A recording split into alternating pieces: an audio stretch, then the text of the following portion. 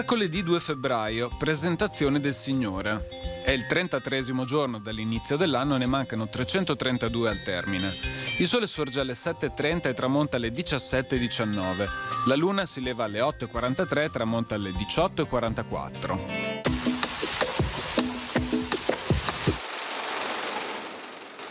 A Padova un violento incendio distrugge in gran parte il Palazzo della Ragione, detto anche Salon per la grandiosa Sala Pensile. Sede delle antiche magistrature patavine, autentico miracolo di statica e di aerea leggerezza, con tetto ligneo a carena coperto da lastre di piombo, fu subito ricostruito a cura di Bartolomeo Rizzo e di Maestro Pizzino.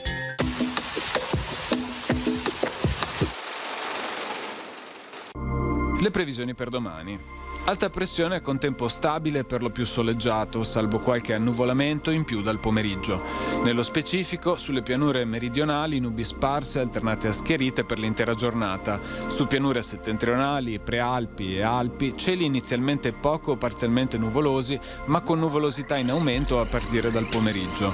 Venti deboli dei quadranti nord-orientali in intensificazione e in rotazione a meridionali. Mare poco mosso.